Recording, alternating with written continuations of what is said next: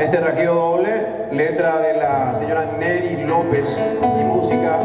de quien les habla.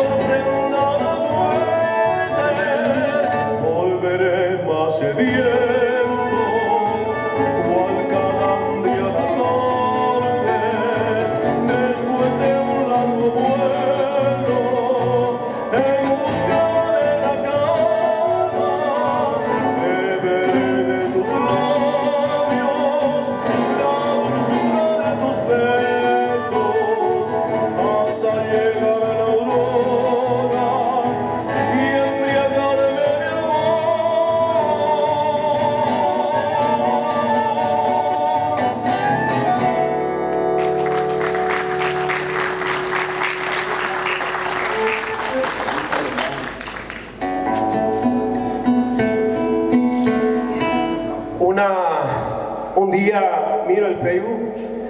y leo un hermoso poema que me traslada a ese momento de niñez y de